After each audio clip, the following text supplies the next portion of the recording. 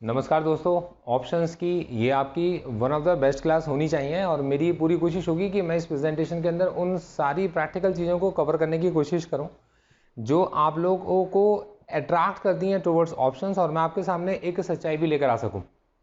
देखो दोस्तों, मेरा नाम है गौरव, आप देख रहे हैं हमारा चैनल ट्रेड निफ्टी, और मैं जिस कोर्स के बारे में आपके साथ बात करना चाहता हूँ वो है strategies for Nifty and bank Nifty in the minimum risk that is 6,000 rupees only. मैं आपको समझाता हूँ। देखो दोस्तों, हम लोग को जब चुनाव करना होता है तो हम लोग अपनी स्टार्टिंग करते हैं स्टॉक्स से, और स्टॉक्स के बाद हम अट्रैक्ट होते हैं टुवर्ड्स ऑप्शंस। अब मैं आपको स्टॉक से ऑप्शंस के पीछे जाने की आपकी जो अंदर की वजह होती है, मैं आपको उस वजह की तरफ लेकर आने की कोशिश करूंगा और आप इसको समझिएगा। आप कितना भी इग्नोर कर लो, लेकिन आप अपनी एक इनर वॉइस को कभी भी दबा नहीं सकते। अगर आप अपनी इस इनर वॉइस को ढंग से सुनोगे तो वो आपको गाइड कर रही होती है। अब आप ना लॉजिक समझ के चलना, मैं आपको लॉजिक समझा के चलूँगा। मैं आपको ऑप्शंस की वो यूज़ बता कर चलूँगा, ऑप्शन की वो चीज़ें बता कर चलूँगा जिनको अगर आप लोगों ने आज ध्यान से सुन लिया और आपने समझ लिया, तो दोस्तों उसके बाद जब आप ऑप्शंस की किसी बुक को पढ़ोगे, जब आप ऑप्शंस की किसी की क्लास को अटेंड करोगे या ऑप्शन की किसी से कोई स्ट्रेटजी सीखोगे, तब आप उसके साथ अपने आप को अलाइन कर पाओगे। इसको एक छोटे से एग्जाम्पल से समझते हैं। जब कभी भी आप कंप्यूटर को ऑन करते हो तो कंप्यूटर को कुछ वक्त लगता है अपने आप को तैयार करने के लिए कि वो आपके इंस्ट्रक्शंस को फॉलो कर सकता हो। दरअसल क्या होता है कि हम किसी भी चीज़ को पढ़ना स्टार्ट कर देते हैं, किसी भी चीज़ को सीखना स्टार्ट कर देते हैं, लेकिन हम लोगों ने क्या नहीं तैयार करा होता, अपने एक माइंड को समझते हुए अपना एक माइंडसेट तैयार नहीं करा होता कि वो उसको एक्सेप्ट कर सकता हो। तो मैं आपको आपकी एक्सेप्टेंस के साथ लेकर चलूँगा। मैं एक छोटा सा एग्जाम्पल लेकर चलूँगा। आपके सामने एक ऐसा शेयर है जो 800 रुपये से 2300 रुपये तक पहुँच गया। आपको नाम उसका पता होगा, मैं उसके बारे में बात नहीं कर रहा कि मतलब कि मैं उसका किसी का नाम बताऊं, तो किसी के साथ भी आप इसको रिलेट कर सकते हो। आने वाले वक्त में चीज़ें बदल सकती हैं। तो देखो, मैं आपसे बात कर रहा हूँ एक ऐसे स्टॉक के बारे में जो 800 रुपये से 2300 रुपये तक पहुँच गया। अब आप क्या करते हो, अब आप वेट करते हो इस चीज़ का कि इसका रेट 2300 रुपये से वापस 800 रुपये आएगा, तब आप इसको परचेस करोगे, क्योंकि आपको ऐसा लगता है कि नीचे 800 रुपये आएगा तो वापस 2300 रुपये चला जाएगा। मतलब ये आपने मान लिया है कि हर वो चीज़ जो आपके पास में एक बार 800 रुपये से 2300 रुपये तक जा चुकी है, वो कभी भी वापस 800 रुपये आने के बाद एक बार फिर से 2300 रुपये तक जाएगी। मतलब ऐसी एक साइकिल है, ऐसा आपके दिमाग के अंदर है। तो देखो दोस्तों, अब मैं यहाँ पर आपको एक बात समझाने की कोशिश करता हूँ।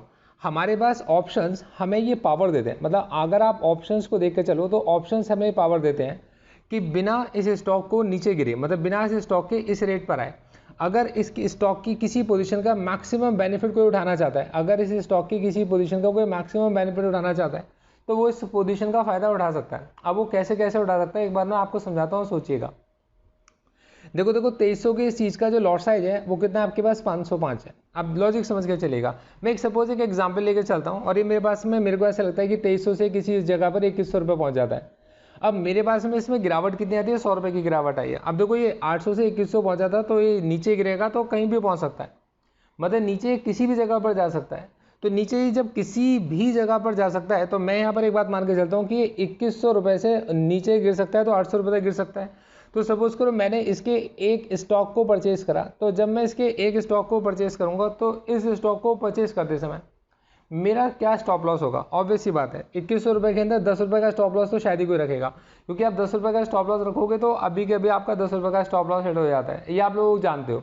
अब ऐसी जगह पर क्या होता है कि तकरीबन एक इंसान सोचता है कि 2000 रुपये तक, अरे 2000 को इसने तोड़ दिया, तो दिमाग में लोगों की बात आती है कि अगर इसने 2000 को तोड़ दिया तो इसका डाउन ट्रेंड स्टार्ट हो जाएगा। मतलब वो लोग समझ के चलते हैं कि अगर इसने 2000 रुपये को तोड़ दिया तो ये क्या है, इसका डाउन ट्रेंड स्टार्ट हो जाएगा। तो आप क्या करते हो, 100 रुपये का स्टॉप लॉस लेके चलते हो।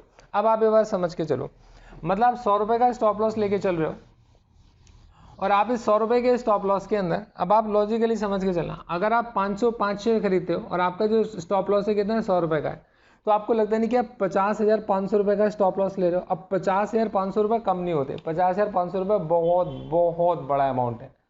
तो 100 रुपये का स्टॉप लॉस को लेकर किसी स्टॉक के, मतलब पूरे 505, अब आप अगर एक शेयर की भी बात करो तो जो आपके लिए एक शेयर है वो आपके लिए 500 रुपये, तो आपका जो एक शेयर है वो आपके लिए कितना है, आपके पास में 500 रुपये। मतलब आप लॉजिकली समझ के चलना कि आपके पास में एक शेयर को आप ये मान के चलते हो कि मैं 500 रुपये के तक के स्टॉप लॉस तक रुका रहूँगा। मैंने मैक्सिमम लोगों को देखा है कि 400-500 रुपये तक के स्टॉप लॉस तक वो बैठे रहते हैं।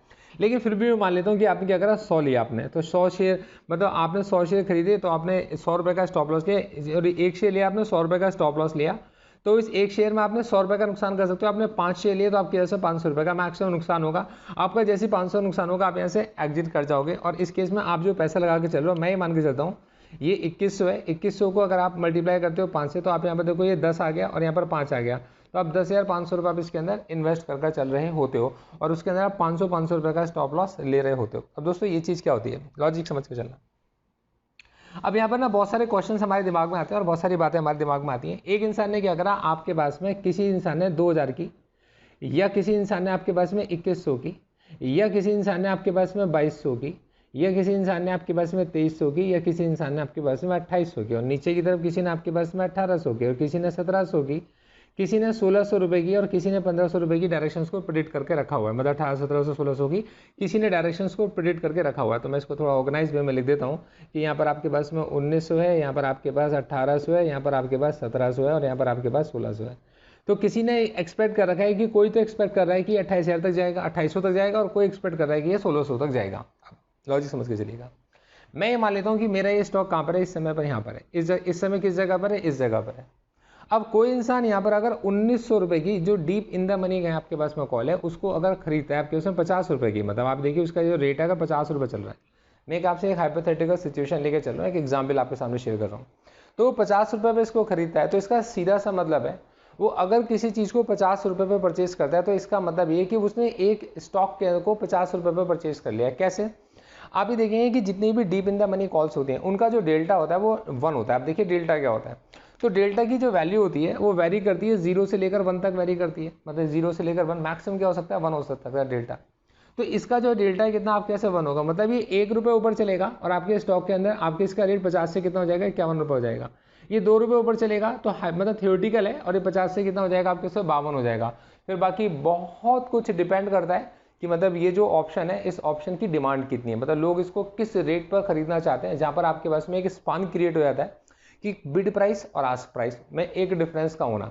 तो यहाँ पर मैं एक ऐसे स्टॉक के बारे में बात कर रहा हूँ जो बहुत ही ज़्यादा लिक्विड है, मतलब जहाँ पर स्पान एक बहुत बड़ा स्पान नहीं है, लोग इसको अलग अलग रेटों पर बेचने को तैयार है, अलग अलग रेटों पर इसको खरीदने के लिए भी तैयार हमेशा बैठे रहते हैं। तो मैंने एक बहुत छोटा सी बात ली कि मैं ये मानता हूँ कि इसका जो डेल्टा कितना होगा आपके पास 1 होगा। तो इसने कितने रुपए लगाए, 50 रुपये लगाए। अब दोस्तों लोग ये बोलेंगे कि 50 रुपये तो जीरो हो जाएंगे, मतलब 50 रुपये 1 महीने का टाइम है तो बिल्कुल जीरो हो जाएंगे, स्टॉक नीचे भी गिर सकता है। मेरे दोस्त मैं बिल्कुल मानता हूँ। आपने 1900 की किसी कॉल को लिया तो दोस्तों अब आपको समझना चाहिए कि ये जो 2100 की कॉल है ये क्या आपके पास में एट द मनी कॉल है। तो क्या आपके पास इस एट द मनी कॉल की वैल्यू कितनी जीरो हो सकती है, क्या आपके पास इस एट द मनी कॉल की वैल्यू जीरो है? आपके इसमें 28 दिन का या 20 दिन का जो टाइम स्पान होता है उस टाइम स्पान के अंदर क्या ये आपके पास में 2100 की जो कॉल है उसका at the money price zero है? मेरे ख्याल से नहीं है। तो क्या होगा कि अगर ये वापस आपके पास 1900 आ जाएगा तो 1900 आने का मतलब यहाँ पर ये होता है कि आपका 200 रुपये का अगर आप स्टॉक परचेज करते तो स्टॉक के अंदर आपका जो नुकसान होता है एक स्टॉक में, तो एक स्टॉक में आपका 200 रुपये का नुकसान हो चुका होता। पर क्या आपको लगता है कि इसमें 50 रुपये की जिस चीज़ को आपने बाय किया, परचेज किया है, तो आपका रिस्क इसमें 50 रुपये से ज़्यादा का एक स्टॉक के लिए? मेरे ख्याल से तो नहीं है। तो 50 रुपये से ज़्यादा का एक रिस्क इसके अंदर आपका अभी नहीं है। अब मैं कहता हूँ कि आपने कितने स्टॉक लिए, 505 लिए। मैं एक एग्जाम्पल लेके चल रहा हूँ कि मतलब आप ये मानना चाहते हो कि मतलब कि आप इसकी स्टॉक परचेज कर रहे थे, आपने 505 लिए और इसको आपने 50 से मल्टीप्लाई कर दिया, तो देखो एक जीरो लग गया, यहाँ पर आपके उसमें 25 आ गया, यहाँ पर आ गया 25, मतलब 25,250 रुपये का एक इंसान ने रिस्क लिया जो इसकी वैल्यू पूरी जीरो हो सकती है। मेरे भाई बिल्कुल हो सकती है।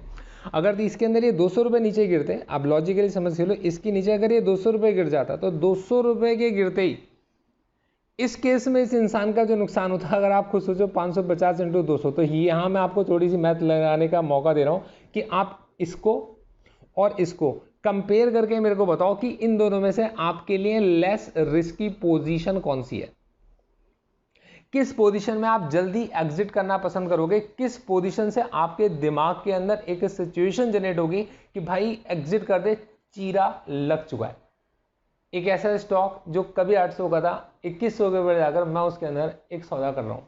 तो अब आपको खुद पता चलेगा आपका दिमाग आपको क्या कहेगा। आप समझ के चलो मेरे भाई, आपको कोई कुछ भी सिखा दे पर आपका जो दिमाग है, आपका दिमागी आपका सबसे अच्छा दोस्त है, क्योंकि जब आप रो रहे हो आपका दिमागी है जो आपको चुप कराएगा।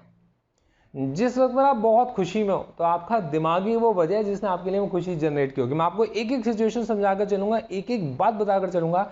मेरी हर प्रेजेंटेशन की मेरी ये कोशिश होती है कि मैं अपनी ऐसी प्रेजेंटेशन दूं कि उसके बाद मेरा एक दोस्त जो सामने स्क्रीन पर बैठा है बिल्कुल मेरे जैसा बंदा कनेक्ट कर पाए, अगर मेरी उसकी सोच बिल्कुल सेम है तो दोस्तों अब इन दोनों में से कंपेयर करता हूं तो मुझे पता चल जाएगा मेरे लिए लेस रिस्की सिचुएशन क्या है। एक बात और, जब ये 200 पॉइंट नीचे गिर जाएगा तो मुझे ये पता है कि 200 पॉइंट नीचे गिर जाएगा तो मेरी ये 50 रुपए की क्या वैल्यू रह जाएगी।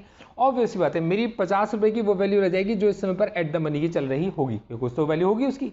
तो इस एट द मनी की जो वैल्यू, आप खुद भी जाकर देख सकते हो कि इस एट द मनी की जो वैल्यू चल रही होगी मेरी वो वैल्यू रह जाएगी। अब मैं ये मान के चलता हूँ कि मेरा ये स्टॉक और नीचे गिर जाता है, 1700 रुपये पहुंच जाता है, ठीक है।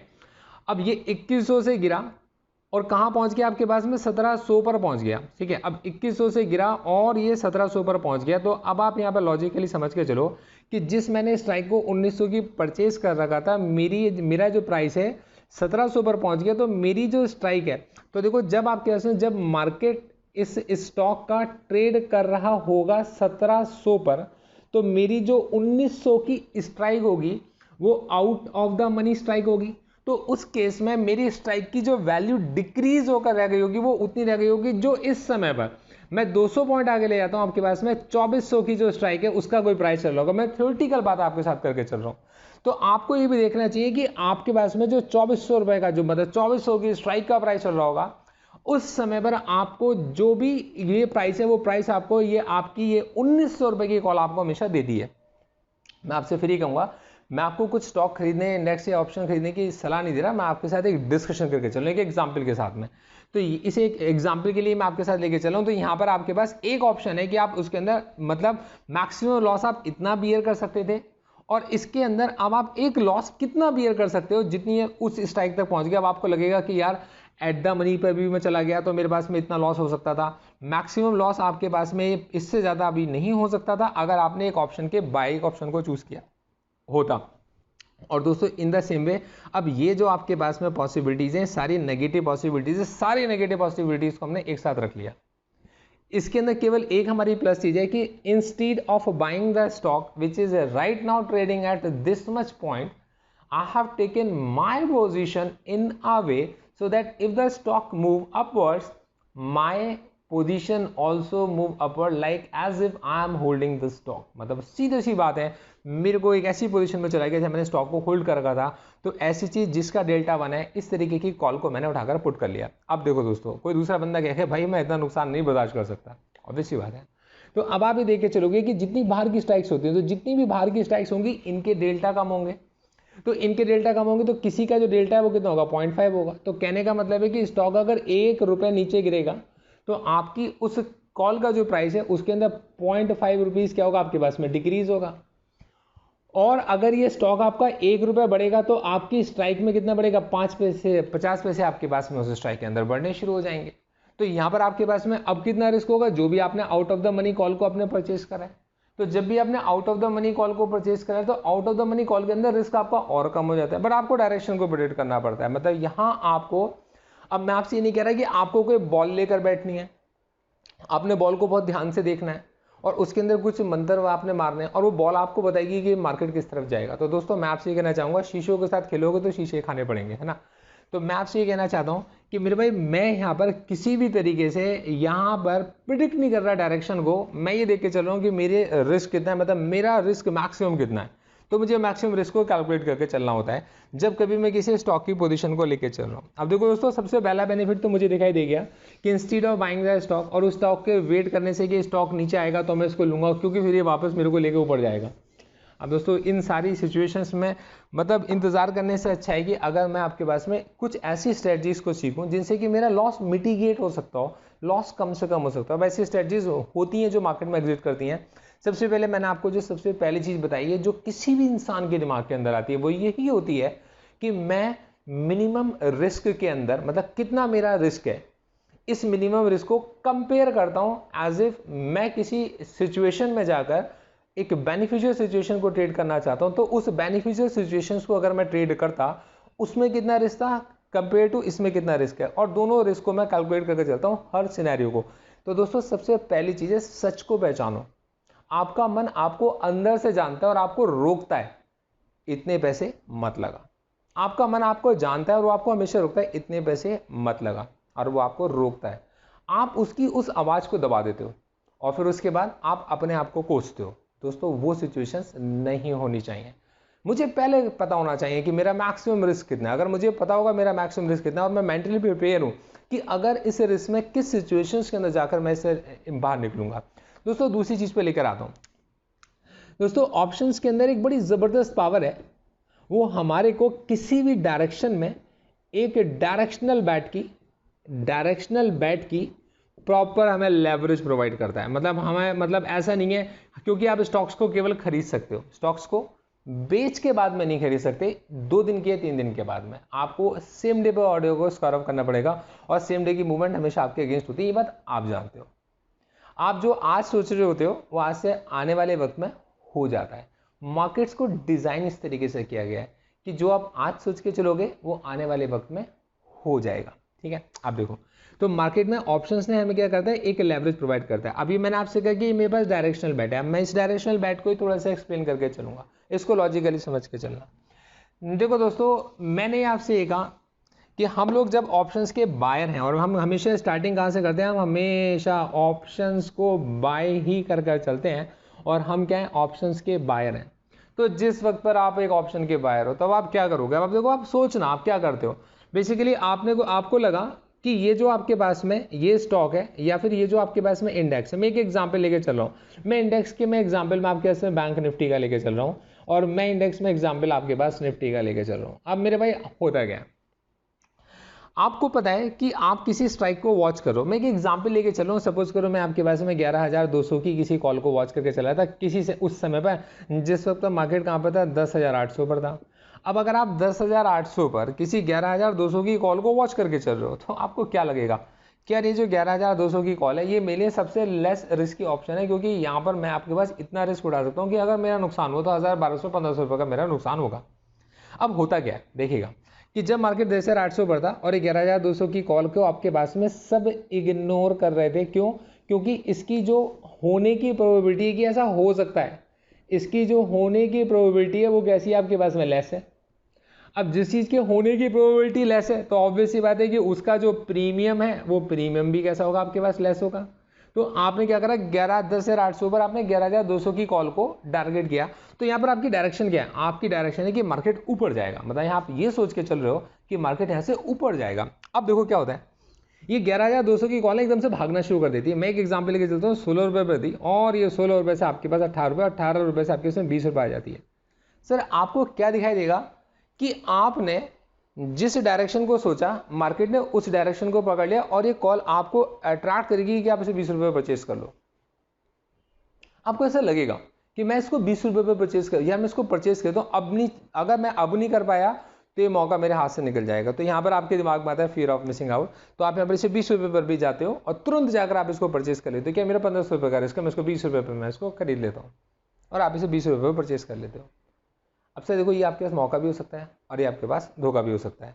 अब क्या होता है कि जैसे आपने इसको 20 रुपये पर परचेज करा, अब आप लॉजिक समझ के ना, ये 20 रुपये पर आपने परचेज करा, उनको जो आपके पास में सेलर है और जिनको ऐसा लगता है कि इसकी प्रोबेबिलिटी क्या आपके पास में लेस है, तो उस केस में सेलर क्या करता है आपके पास में, इसको फर्दर क्या करेगा, सेल करके और उसको सेल की एक अपॉर्चुनिटी की तरह यूज करेगा। मतलब जहां आप एक अच्छी कंडीशन में बायर अपने आप को महसूस कर रहे थे, यहां आप क्या करते हैं, ऑप्शन का जो सेलर है वो उसको सेल करने की कोशिश करेगा और ये नीचे की तरफ आ जाएगा। आप पूरी बात समझ के चलिएगा। तो उसने इसको सेल कर दिया, उसने इसको सेल किया, इसका प्राइस 20 रुपये से वापस नीचे आ गया और आप लॉस में आ गए। अब आपको लगेगा यार मैं बेकार, मैंने गलत पोजिशन में बेकार फंस गया इसके अंदर। आप उससे एग्जिट कर जाओगे, आप उसमें से एग्जिट कर जाते हो। अब देखो दोस्तों, आप हमेशा ऐसे ही सिचुएशन में जाकर आप एग्जिट करते हो जिस जगह पर आपने जो सोचा था उसका ऑपोजिट हो रहा है। मतलब आपने जो सोचा था पहले तो वो होना शुरू हुआ, तब आप उसमें एंट्री लेते हो, रादर देन कि उसके होने से पहले आपने उस समय एंट्री ली जब वो होने लगा। तो जब वो होने लगा तो आपने उसके अंदर एंट्री ली, आपने उसको परचेज कर लिया। जैसे ही आपने उसको परचेज करा, आपको सेलर को एक अपॉर्चुनिटी की तरह, जिसके पास सालों का एक्सपीरियंस है, उसको लगा 20 रुपये से ज़्यादा नहीं जा ही नहीं सकता, इसकी यही मूवमेंट है, उसने उसको शॉर्ट कर दिया, मतलब उसने सेल कर दिया और यहाँ पर आप ट्रैप हो गए। अब आप फंस गए, आपके 1,500 रुपये ब्लॉक हो गए। ये 1,500 रुपये से घट के 1200 रुपये, भगवान करे 18 से हो तो ज़्यादा अच्छा है, बढ़ जाए, 1500 से घट के 1200 रुपये, 1200 से 1000 रुपये और 900 रुपये, 800 रुपये, 750 रुपये रहते हैं। अब आपको लगता है कि ये तो ऑप्शन मूव ही नहीं कर सकता, आप यहाँ से बाहर निकल जाते हो। सर जब आप यहाँ से बाहर निकलते हो तो सेलर को ऐसा लगता है कि ठीक है यार, मैंने 20 रुपये पर मैंने इसको बेचा और अब ये 10 रुपये पर आ चुका है, तो यहाँ पर मेरे को ना 10 रुपये में आप मेरे को अपना प्रॉफिट बुक कर लेना चाहिए। सेलर ने क्या करा, उसको खरीद लिया। तो जब आपने बेचा, सेलर ने उसको खरीद लिया, तो सेलर का जो ऑर्डर था वो स्क्वायर ऑफ हो गया। अब मार्केट से जो ऑर्डर थे सेल के वो कम हो गए और आपके इस ऑप्शन ने भागना शुरू कर दिया। अब आप इसे वापस जैसे ही 20 रुपये पर जाता है कि यार ट्रेड तो मेरा ही है, मैं अपने इस ट्रेड को क्यों छोड़ दूं, मैं इस ट्रेड से मिस हो जाओ, आप फिर से एक एंट्री लेते हो। जो चीज़ 10 से 20 रुपये आ चुकी है अभी वापस यहाँ पर भाग सकती है। हो सकता है सेलर भी ऐसी अपॉर्चुनिटी का इंतजार कर रहा हो कि 20 रुपये से घट के 10 रुपये आएगी तो मैं वो खरीद लूंगा, और 10 और 20 की रेंज के अंदर वो उसको प्ले कर रहा है। तो यहाँ पर ऑप्शंस की एक रेंज होती है, जिसमें ऑप्शंस की रेंज को समझना बहुत ज़्यादा जरूरी होता है, बहुत इंपॉर्टेंट है सर, ये चीज़ें समझ के चलिएगा। तो सर यहाँ पर आपके पास में सेलर एक अपॉर्चुनिटी ढूंढता है कि किस जगह पर उसको सेल करना है, और बायर एक अपॉर्चुनिटी ढूंढता है कि दौड़ते हुए स्टॉक को मुझे पकड़ना है, मतलब चलती ट्रेन में मैंने चढ़ना है। मुझे ये सिखाया गया है कि जब कोई इंडेक्स ऑप्शन दौड़ना शुरू करे तो उसमें चढ़ जाओ और फिर आगे जाकर उतर जाओ, मुझे ये सिखाया गया है। दोस्तों ये आपकी सोच है और आपको ऐसा इसलिए सिखाया गया है क्योंकि आप इसको एक्सेप्ट कर सकते हो। अब दोस्तों मैं आपको अगली चीज़ पे लेकर आता हूँ, एक दूसरा सिनेरियो बनता है, मतलब मैं आपके साथ वो सारी सिचुएशन डिस्कस करके चल रहा हूँ और मैं आपको उनके सॉल्यूशंस भी बता के चल रहा हूँ। अब देखो दोस्तों एक और सिचुएशन आती है, एकदम से आप ये देखते हो कि ना ये गिरना शुरू होता है मार्केट। अब आपको पता है मार्केट अगर गिर रहा है तो उस केस में आप देखिए लॉजिकली समझ के चलिएगा, सच बात बताऊंगा आपको। अब बंदे को लगता है कि यार इस केस में जो 10,800 की जो कॉल है इसका रेट तो बहुत गिर गया, मार्केट यहाँ से वापस ऊपर जा सकता है। मैं मना नहीं कर रहा कि नहीं जा सकता, उसको ऐसा लगता है कि यहाँ से मार्केट बाउंस ले सकता है। अब मार्केट में इतनी सेलिंग आई है तो लोग कहीं तो प्रॉफिट बुक करेंगे, तो मार्केट बाउंस भी कर सकता है। तो बंदा क्या करता है, ऐसी जगह पर 10,800 की कॉल को उसने क्या करा, तुरंत जाकर बाय कर लिया। अब आप देखिएगा बंदा सही बात कर रहा है, बंदा क्या कर रहा है, नीचे गिरती है मार्केट में कॉन्ट्रा प्ले कर रहा है और एक कॉल को जो अब पहले की वैल्यू से डिक्रीज होकर सस्ती हो चुकी है वो उसको बाय कर रहा है। तो मेरे भाई आप मेरी एक बात समझना, आपने इस 10,800 की कॉल को अगर आपने बाय किया तो आपके बाय करते इसका जो प्राइस है स्टॉक के इंडेक्स के ऊपर जाने के बाद भी इसका जो प्राइस है नीचे हमेशा फॉल ही होगा। अब मैं आपको उसका रीजन भी समझा देता हूँ, बहुत सिंपल सा है सर। जब मार्केट गिर रही होती है तो गिरती हुई उस मार्केट के अंदर ये जो आपके पास में कॉल का जो रेट है वो डिक्रीज हो रहा होता है, पर ये उतना डिक्रीज नहीं हो पाता, ये उतना डिक्रीज नहीं हो पाता जितनी इसके पास में दूर के जो ऑप्शंस का प्रीमियम नीचे गिर चुका होता है, ये उतना डिक्रीज हो ही नहीं पाता। मतलब इसमें अभी डिक्रीज होने की गुंजाइश बाकी बचती है और आपको जैसे ही मार्केट बाउंस बैक होता है वो दिखाई देता है, आप बाउंस बैक की सिचुएशन में एंट्री लेते हो। दोस्तों ये एक सही समय नहीं होता, मतलब मार्केट के गिरते समय एकदम से आपने तुरंत एंट्री ली है, 10,800 की कॉल में आपने एंट्री ले ली, ये सही समय नहीं होता, क्योंकि इस समय पर अगर इंडेक्स वापस ऊपर भी जाएगा आपकी इस कॉल का रेट नहीं बढ़ेगा, डिक्रीज ही होगा। क्यों? क्योंकि अब ये प्रीमियम्स इनके एडजस्ट हो रहे होते हैं और यहाँ पर राइटर्स अपनी पोजीशंस क्रिएट कर रहे होते हैं और उनको ये पता होता है कि लोग यहाँ पर इसको परचेज करेंगे, लोग परचेज करेंगे, वो सेल करके उसके रेट उसके डिक्रीज होते हैं, उसके अंदर प्रॉफिट को बुक करते हैं। दोस्तों ये एक सिचुएशन बड़ी ज़बरदस्त रहती है हमारे पास में, या तो हम इस जगह पर बाय करते हैं, तो हम इन दो जगह पर हम लोग बाय करके चलते हैं। ये हमारे पास बाय का सिनेरियो होता है, हमारी बाय की सिचुएशन होती है। यहाँ तक का कॉन्सेप्ट मैं समझता हूँ आपको क्लियर हो गया होगा और यहाँ तक की चीज़ें आपकी समझ में आ भी रही होंगी। अब आगे की तरफ लेके चलते हैं।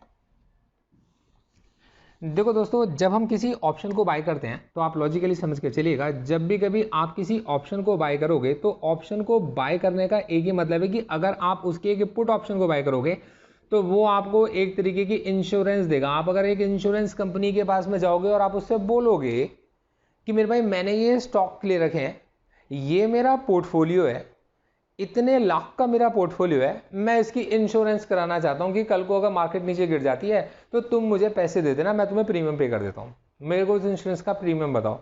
तो वो आपको ऐसा कोई है कि भाई ऐसा कोई प्रीमियम हम दे नहीं सकते, ऐसा कोई इंश्योरेंस पॉलिसीज होती नहीं है। तो ये जो पुट ऑप्शन होता है ये एक तरीके से इस तरीके का इंश्योरेंस है कि अगर मार्केट नीचे गिरी तो नीचे गिरती मार्केट में वो जो out of the money put है वो एट द मनी पुट और इन द मनी पुट बनते ही आपके पास उनके डेल्टा इंक्रीज होते हैं और प्रॉफिट आपके पास आना शुरू हो जाता है। तो ये जो पुट ऑप्शन है आपके लिए इंश्योरेंस का काम करता है। तो बहुत सारे लोग स्टॉक्स के साथ साथ पुट को भी परचेज करके चलते हैं और डाउन साइड की मूवमेंट में वो पुट को प्ले करके चलते हैं, मतलब जो चीज यहाँ पर रहती है। अब दोस्तों मैं उम्मीद करके चलता हूँ यहाँ तक के कॉन्सेप्ट आपको समझ में आ गए होंगे। आपके ऑप्शन के बाय करने के पीछे की वजह क्या है, आपको स्टॉक्स ना चूज करके ऑप्शंस के पीछे क्यों जाना चाहिए, इसको मैंने आपको प्रैक्टिकली समझाया होगा। अब मैं आपको बता के चलता हूँ दोस्तों इसके अंदर मैं किस तरीके से काम करता हूँ और मैंने क्या सोचा है। देखो दोस्तों, मेरा हमेशा से एक ऑब्जेक्टिव था और मैंने ये ऑप्शन सोचा था अपनी लाइफ के अंदर कि लाइफ में अगर कभी भी मुझे कुछ अपने आप को एक बड़ा गोल देना हो तो मैं ये देखना चाहूँगा कि मैं जो बनना चाहता हूँ आपके पास में ऑप्शन का एक स्टूडेंट ऐसा बनना चाहता हूँ कि आने वाले वक्त में अगर कभी भी ऑप्शंस का नाम लिया जाए तो ऑप्शन और गौरव, इन दोनों में आपके पास में कोई फर्क ना हो। मतलब आप ऑप्शन सोच रहे हो मतलब आप गौरव से बात करो।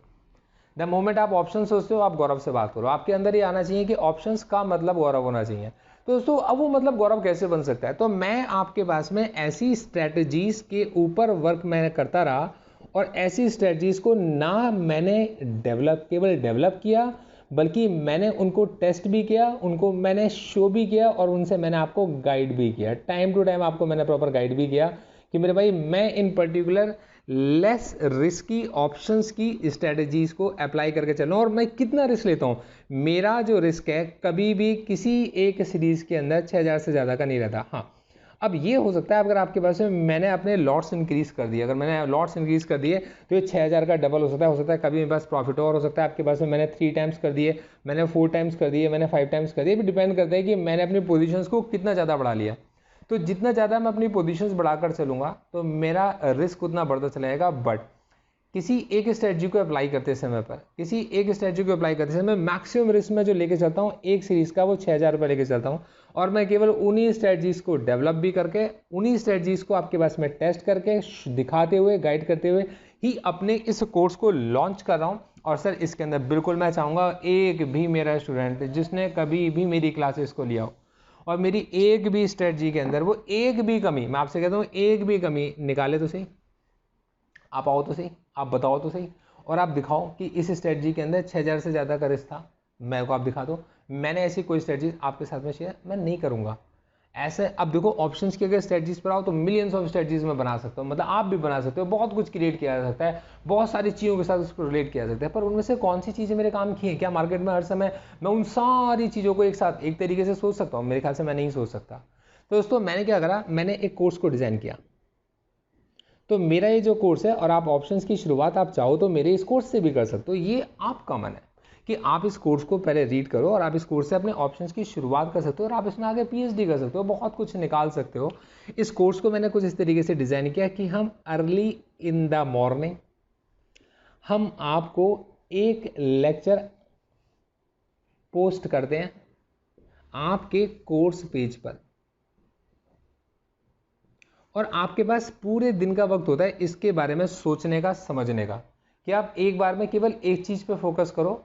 और आपको एक ऐसा डिसिप्लिन्ड शेड्यूल हम बना कर देते हैं कि आपने एक बार में एक चीज़ पर, आप देखो आपका जो माइंड, मैं आपके माइंड को समझ के ही आपसे काम करा रहा हूँ कि आपको एक लेक्चर पोस्ट किया गया, आपके दिमाग में कि ये एक लेक्चर मुझे मिल गया, अब ये आपका टास्क है।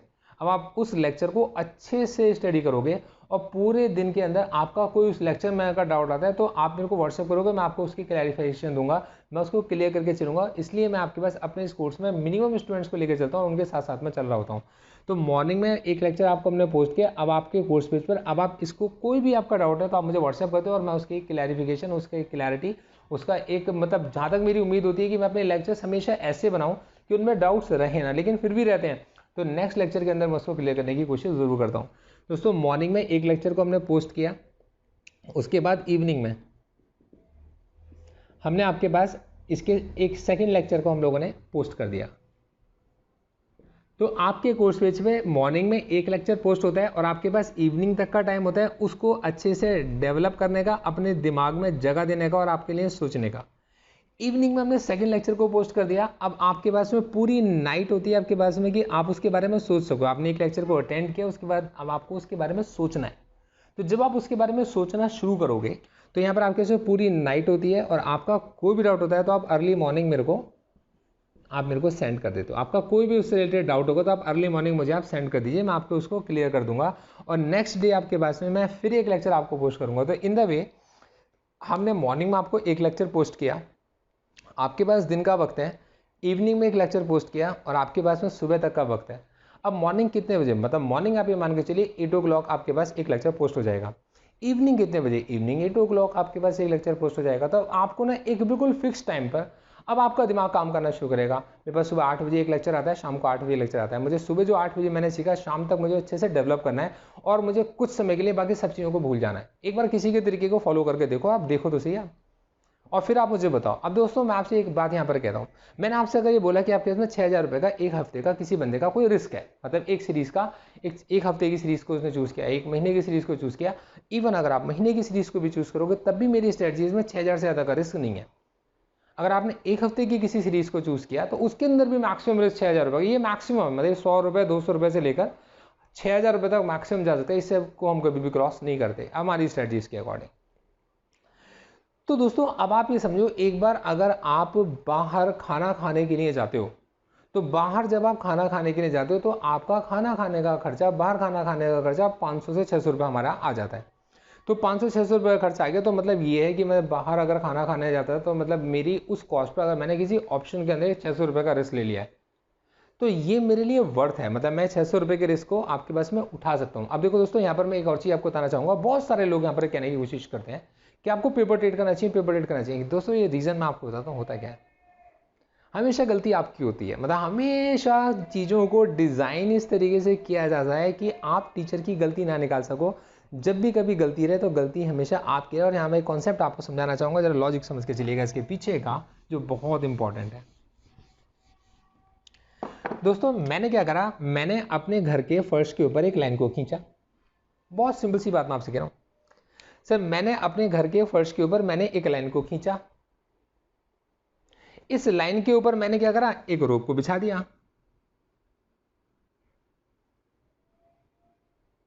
और बड़ी कर दीजिए सर, थोड़ा और बड़ा कर देते हैं, ठीक है जी। तो मैंने अपने घर के फर्श के ऊपर एक लाइन को खींचा और मैंने आपके पास में रोप को बिछा दिया और मैं ए से लेकर बी तक जाना चाहता हूं। और मैंने अपने आप को कहा कि मैं ए से लेकर बी तक इस रोप पर सीधा चलूंगा। तो अब आप मुझे बताओ, ए से लेकर बी तक इस रोप पर फर्श के ऊपर लाइन के ऊपर मैंने एक रस्सी को रखा हुआ है और ए से लेकर बी तक मैंने इसको बांधा हुआ है और मैं फर्श के ऊपर धीरे धीरे करके अभी रस्सी के ऊपर चल रहा हूँ और सामने देख के मैं धीरे धीरे चल रहा हूँ और मैं महसूस कर रहा हूँ अपने पैरों से उस रस्सी को जिसके ऊपर मैं धीरे धीरे करके चल रहा हूँ। तो क्या मैं ए से स्टार्ट करके बी पर इजीली पहुंच जाऊंगा या मुश्किल से पहुंचूंगा? आप सोच के जवाब दो। सर मुझे ऐसा लगता है कि आप में से मैक्सिमम लोग का आंसर ये होगा कि यार फर्श के ऊपर एक लाइन खींचिए और लाइन के ऊपर वो रस्सी है तो मैं उसी लाइन पर चलूंगा और मैं उससे बाहर नहीं गिरूंगा, मतलब थोड़ी सी प्रैक्टिस करूंगा तो मैं बड़े आराम से ए से लेकर बी तक पहुंच जाऊंगा। तो मेरे को थोड़ी सी प्रैक्टिस करनी है, मैं जाके ए से लेकर बी तक तो बड़े आराम से पहुंच जाऊंगा। ऐसा दिन में मैं कई बार कर लूंगा, मतलब बहुत बार कर लूंगा और मैं इसमें एक्सपर्ट हो जाऊंगा। सर आप एक्सपर्ट हो जाओगे, बहुत बड़ी बात है, सब कुछ बहुत ही अच्छा हो गया।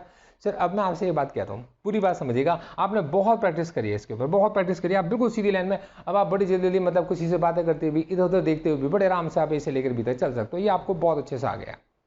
सर मैं आपसे कहता हूँ कि ना अब इसको ना हम कुछ ऐसा कर देते हैं कि ये हमारे पास में 20 फ्लोर की एक बिल्डिंग है और यहां पर आपके पास में एक और 20 फ्लोर की बिल्डिंग है। हमारे पास 20 फ्लोर्स की एक और बिल्डिंग है। अब आप इस 20-20 फ्लोर की बिल्डिंग और ए से लेकर बी तक यही रस्सी बंधी है, अब आप चलने की कोशिश करो। क्या अब आप चल पाओगे? आप तो काफी प्रैक्टिस कर चुके हो। क्या अब आप चल पाओगे? आप लॉजिकली समझ के चलना, क्या आप अब चल पाओगे? आप अपने आप से जवाब मांगो। तो दोस्तों ये फर्क होता है, आपने पेपर रीडिंग करी, आपने पेपर पे प्रैक्टिस करी। देखो दोस्तों, पेपर पे ट्रेड को मैं प्लान करता हूं, पेपर पे जाकर ट्रेड की मैं प्रैक्टिस नहीं करता। पेपर पर मैं ट्रेड को हमेशा प्लान करता हूं, मेरी प्लानिंग है, ये मेरी प्लानिंग थी। अब दोस्तों ये सिचुएशन होती है सचमुच की, मतलब आपको जो भी कुछ दिखाया जाता है वो ऐसा होता है कि आपको लगेगा ये तो बहुत आसान है, पर जब आप खुद सच में मार्केट में उतरते हो तो ऐसा होता है। इस सिचुएशन को जाकर सोचो और महसूस करो, क्या ऐसा नहीं होता मेरे भाई? ऐसा ही होता है। और आप जब गिर जाते हो तो आपसे कहा जाता है कि यार घर जाकर प्रैक्टिस करो और प्रैक्टिस करो और प्रैक्टिस करो और प्रैक्टिस करो। आप कितनी प्रैक्टिस करो, खूब प्रैक्टिस कर लो, आके देखो ना, फिर आप अप्लाई करके देखो आप। तो दोस्तों मैं आपके साथ ऐसी कोई स्ट्रेटजी समझाकर आपको नहीं चल रहा। मैं आपसे कहूँगा कि आपको इन्वेस्ट करने के लिए अपने इन्वेस्टमेंट एडवाइजर की सलाह लेनी चाहिए। और आपको मैं जो स्ट्रेटजी बता के चल रहा हूँ ये मेरी वो प्रैक्टिकल प्रूवन स्ट्रेटजी है जिनको मैं अप्लाई करता हूँ और मैंने अप्लाई कर करके मैंने डेवलप किया है और इसके अंदर मैंने मैक्सिमम 6,000 रुपये से ज़्यादा का नहीं लिया। और दोस्तों मैंने इसका ना असर देखा है और मैंने आपको इसका असर दिखाया भी है। दोस्तों ये वो चीज़ें आपके पास जो आपके इंपॉर्टेंट रहेगी, तो यहाँ पर आप इसे ध्यान में रखकर चलिएगा। मैं आपके पास में एक वीक के अंदर अपनी वो सारी स्ट्रेटजी जिनको मैं ट्रेड करते समय यूज़ करता हूँ, देखिएगा मैं आपको कुछ हवा में चीज़ें नहीं सिखा रहा, कोई थ्योरेटिकल चीज़ें नहीं सिखा रहा, मैं आपको केवल वही स्ट्रैटेजी सिखा रहा हूँ। अब देखिए, अब आप इसके अंदर मुझसे पूछेंगे आपको कैसे पता चला कि मार्केट ऊपर जाएगा मार्केट नीचे जाएगा। मेरे भाई ये सीखने में तो आपको बहुत वक्त लगता है, ये सीखने के लिए तो आपको बहुत ज़्यादा वक्त चाहिए कि मार्केट ऊपर जाएगा या मार्केट नीचे जाएगा। लेकिन मैं आपके साथ जिस तरीके की स्ट्रेटजीज की बात कर रहा हूँ, उनके अंदर मार्केट अगर ऊपर जाएगा तो भी और मार्केट अगर नीचे जाएगा तो भी मेरा जो रिस्क है वो मिनिमम है और मेरा जो रिवॉर्ड है वो बहुत ज़्यादा रिवॉर्डिंग है। अब मैं इसे एक एग्जाम्पल से लेके जाता हूँ आपके सामने, देखिएगा क्या रिस्क है और मेरा क्या रिवॉर्ड है। अब ऐसी जगह पर मैंने आपको ये बताया, आप देखिए एक सिचुएशन में आपके सामने एक एग्जाम्पल भी है और आपने इसको देखा भी है कि मैंने केवल 2000 रुपये ऐड करके 2000 रुपये से अपनी स्टार्टिंग की। इस 2000 रुपये में से 200 रुपये का मैंने आपके पास एक बार लॉस कर दिया, 400 रुपये का मैंने एक बार लॉस कर दिया और मेरे पास में केवल 1400 रुपये बचे रह गए। एज पर माई डायरेक्शन, अभी मेरी डायरेक्शन तो फिक्स थी ना, तो एज पर माई डायरेक्शन मैंने 1400 रुपये मेरे पास बचे रह गए दोस्तों। उसके बाद मैंने फिर आपके पास में, अब देखो मेरी पहली एंट्री फेल, मेरी दूसरी एंट्री फेल, पर ऐसा नहीं हो सकता अगर आपने एक डायरेक्शन चूज की है और आपकी जो एंट्रीज हैं, एंट्री लेने का आपका तरीका सही है, तो वो सेम तरीका लगातार फेल हो जाए। क्यों? क्योंकि सेम तरीके से लगातार लोग कामयाब नहीं हो सकते, तो सेम तरीके से लोग बार बार फेल भी नहीं हो सकते दोस्तों। फिर मैं एंट्री लेता हूँ उसी 1400 रुपये से मेरे पास में, और मैं अपने इस पैसे को, अब देखिए अब मेरी जो थर्ड एंट्री होती है यहाँ पर मैं क्या करता हूँ, अपना 300 रुपये का प्रॉफिट कर लेता हूँ। मैंने 300 रुपये का प्रॉफिट किया, मतलब अब मेरा जो लॉस था वो MTM में 600 रुपये से घटकर आपके इसमें 300 रुपये दिखने लगा। अब दोस्तों लोग मुझसे पूछते हैं कि यार इसके अंदर तो ब्रोकरेज भी लगेगी, तो मैं उनसे एक बात कहता हूँ, यार मेरे भाई तुम्हारा विजन बड़ा है, तुम्हारा टारगेट बड़ा है और तुम चवन्नियां गिन रहे हो, 5-5 पैसे गिन रहे हो। दोस्तों ट्रेड करते समय मेरा MTM पॉजिटिव रहना चाहिए, मेरा पहला टारगेट है। उसमें मैंने क्या ब्रोकरेज पे करी है सर, ये मेरा टारगेट नहीं होना चाहिए। मैं दो तरफ ध्यान नहीं दे सकता। मैक्सिमम लोग अपना नुकसान क्यों करते हैं, मतलब वो नुकसान में होते हैं और सौदा नहीं काट पा रहे होते अपना, क्योंकि उनको लगता है कि अगर मैं इसको काट दूंगा तो मेरे को ब्रोकरेज तो पे करनी पड़ेगी। मतलब उन्होंने 600 रुपये का नुकसान कर दिया होता है। मतलब मेरे दिमाग में भी ये बात आती कि मैं अपना 200 रुपये का अगर लॉस बुक कर रहा हूँ तो इसके अंदर 65 रुपये तो मेरी ब्रोकरेज है यार, 265 रुपये का नुकसान हो जाएगा मेरा। मैं 400 रुपये का लॉस कर रहा हूँ तो इसके अंदर 465 रुपये का नुकसान हो जाएगा मेरे को। अगर मैं उस 65 रुपये को टारगेट करूंगा, मैं इसको 200 रुपये में कभी काट ही नहीं पाऊंगा। मैं सोचूंगा थोड़ा सा ऊपर आएगा तो मैं काटूंगा, और वो सिचुएशन नहीं आती कभी भी, वो कभी भी नहीं आता आपकी डायरेक्शन में, वो कभी भी आपकी डायरेक्शन में नहीं आता। ये मैं मान के चलता हूँ, मैं अपनी स्ट्रेटजीज ऐसी प्लान करके चलता हूँ कि मार्केट में जितना अच्छा मैं सोच रहा हूँ वो अच्छा नहीं होगा। अब देखो दोस्तों, ये 200 रुपये के नुकसान में 65 रुपये, 400 रुपये के नुकसान में 65 रुपये, मैं इसको इग्नोर कर देता हूँ। मेरा MTM पॉजिटिव होना चाहिए और मेरी कैपिटल मेरे पास सेफ रहनी चाहिए। अब देखो दोस्तों, तो मैंने 300 रुपये का यहाँ पर प्रॉफिट अर्न किया। अब मैं वापस अपने 300 रुपये का लॉस कवर कर चुका हूँ। फिर उसके बाद मैंने कुछ और प्रॉफिट मैंने अर्न किया और तकरीबन मैं 42 रुपीज़ या कि प्लस में या 42 रुपीज़ माइनस में, तकरीबन इतने प्रॉफिट में आ गया, 42 रुपीज़ के प्रॉफिट में आ गया। और मैंने अपने एक खास दोस्त को, जिसको मैं हमेशा शेयर करता हूँ, उसको मैं दिखाया, मैंने कहा भाई देख मैं पॉजिटिव में आ चुका हूँ, देख ले भाई, है ना। अब वो पॉजिटिव में आ गया हूँ, अब मैं आराम से बैठ कर सोचने लगा। और फिर दोस्तों फिर मैंने आपके पास में 150 क्वांटिटी के अंदर अपना एक छोटा सा एक और मैंने ट्रेड लेकर स्टार्ट किया, और उस ट्रेड से मैंने अपनी इस कैपिटल को इंक्रीज़ कर लिया। इतना इंक्रीज़ कर लिया, मैंने इसको 18.5 में 150 क्वांटिटीज़ को एवरेज मैंने खरीदा और इसको मैंने 42.5 पर मैंने इसको कट किया। अब इसके बाद किया, देखो दोस्तों अगली जो स्ट्रेटजी, अब देखो ये यहाँ मैंने जो स्ट्रेटजी अपने अप्लाई करी, इस मिनिमम कैपिटल में एक डायरेक्शन में मैं केवल बाय करके चल रहा था, मतलब मैं ऑप्शन का केवल बायर था, और यहाँ पर मुझे जो मैक्सिमम रिस्क था मेरा उतना जितना मैंने बाय कर रखा था। अब इसके बाद मैंने एक 75 क्वांटिटी 5 रुपये में सेम डायरेक्शन में मैंने आपके पास में एक क्वांटिटी को आपके पास में कैरी कर लिया और बाकी मेरा प्रॉफिट मैंने बुक कर लिया। तो 75 क्वांटिटी 5 रुपये, मतलब 5 रुपये की मैंने एक और इन्वेस्टमेंट कर दी। दोस्तों यहाँ पर मेरा जो टाइम था वो आपके इसमें 1 वीक का टाइम था, तो 1 वीक के लिए मैंने 5 रुपये की इन्वेस्टमेंट करी है। दोस्तों सेम इन्वेस्टमेंट मैंने अब एक मंथ उसी डायरेक्शन में, क्योंकि मेरा डायरेक्शनल पे कर रहा था, अब सेम चीज़ को मैंने एक मंथ के लिए व्यू रखा, और एक मंथ के लिए व्यू मैंने रखा, और उसके अंदर मैंने क्या करा, आपके पास में 19 रुपये 50 पैसे की इन्वेस्टमेंट कर दी। ये 18 रुपये के आसपास की। तो 19.50 मैंने एक जगह लगा दिया, 5 रुपये मैंने एक जगह लगा दी, इतना रिस्क मैंने अपने प्रॉफिट में से मैंने उठा लिया। और दोस्तों इस समय पर भी मेरे पास में जो पैसे बचे पड़े हैं आपके पास में, वो इतने हैं कि मैं मार्केट में जाकर, जब मार्केट खुलती है तो मैं मार्केट में जाकर एक ऑपोजिट डायरेक्शन की हेज स्ट्रेटजीज को अप्लाई कर पाऊंगा। दोस्तों यहां से ना स्टार्टिंग होती है, मतलब ये हमारी स्टार्टिंग है, मतलब ये मैं आपको सबसे पहली चीज जो समझा के चल रहा हूँ, ये मेरी स्टार्टिंग है। दोस्तों अब आप ये पूछेंगे कि इस कोर्स को अगर आप ज्वाइन करोगे तो इसकी क्या फीस आपको पे करनी पड़ेगी। देखो दोस्तों, मैं आपसे एक चीज़ कहना चाहता हूँ, और ये मैं आपसे बिल्कुल सच बात करना चाहूँगा, और ये आपको बिल्कुल ऐसे सोचना चाहिए। देखो मेरे भाई, जब बात आती है फीस की, तो मैं आपसे कहता हूँ आपके पास में फीस हमेशा एक्सपेंस है। तो फीस हमेशा आपके पास एक्सपेंस है। अब आपके पास में एक्सपेंस और लॉस में डिफरेंस समझो। आप ये एक्सपेंस एजुकेशन पे खर्च कर रहे हो, और ये लॉस आप मार्केट में पे कर रहे हो। अब ये आप सोचो कि अगर ये एजुकेशन का आपका जो एक्सपेंस है, अगर ये इस लॉस जो आपको मार्केट में मिल रहा है इससे बेटर है, अगर आपको ऐसा लगता है कि ये आपका इससे बेटर है, तो मैं आपसे कहता हूं कि मेरी जो फीस है वो अफोर्डेबल है, ठीक है, और वर्थ है। और ये आपका डिसीजन है कि ये सही है या ये गलत है, ये आपका डिसीजन है।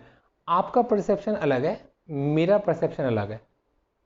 मेरा एक दोस्त है जो मुझे एक बात समझाता है कि भाई ये देख, ये पर्टिकुलर प्रोटीन ना बहुत बढ़िया है, इससे बड़ी एनर्जी आती है, इससे मैंने बॉडी ऐसे बिल्डअप कर लिया है, और ये देख मैं क्या बन गया हूँ। मैं उसके सामने एक बात रखता हूँ कि मेरे भाई, मेरे घर के अंदर मेरे को घी खाने को मिलता है, मेरे को शहद खाने को मिलता है, और मेरे को मेरे घर के अंदर एक घर का बना पौष्टिक खाना खाने को मिलता है, और मुझे ऐसा लगता है कि मेरे को उसको खाने से एनर्जी आती है। तो दोस्तों अब ये ना, ये उसका और मेरा परसेप्शन है। तो दोस्तों उसका अपना परसेप्शन है, मेरा अपना परसेप्शन है, वो अपनी जगह बिल्कुल ठीक है, और मैं अपनी जगह पर गलत नहीं हूं। बस मैं बताने की कोशिश करूंगा, आप अपनी जगह बिल्कुल सही होगे, जो भी डिसीजन आप लोगे, मैं अपनी जगह सही होऊंगा जो मैं डिसीजन लूंगा। मैं यहाँ पर आपसे एक बात कहना चाहूँगा, मेरे किसी भी कोर्स, मेरे किसी भी वीडियो लेक्चर, मेरी किसी भी बुक या मेरी किसी भी ई बुक का एक भी ऑब्जेक्टिव आपको शेयर मार्केट के अंदर उस कोर्स के बिहाफ पर किसी स्टॉक को खरीदने या बेचने की राय देना, किसी इंडेक्स के ऑप्शन को खरीदने या बेचने की राय देना, किसी इंडेक्स के ऑप्शन को कैरी करने की राय देना, या किसी में पोजीशन बनाने की राय देना का मकसद नहीं है। हम एक ही वजह से बी को आपको नहीं बता के चल रहे, हम आपके पास जैसा आपको बता के चले, we are here to educate you with the strategies that I have developed, tested and using। आपको अच्छा लगे, आप इस कोर्स के कंटेंट को चेक कीजिए, एक बार आप चाहो तो मुझसे बात कीजिए, और फिर आपको अगर अच्छा लगता है तो आप इस कोर्स को ज्वाइन कीजिए। Thank you so much, all the best.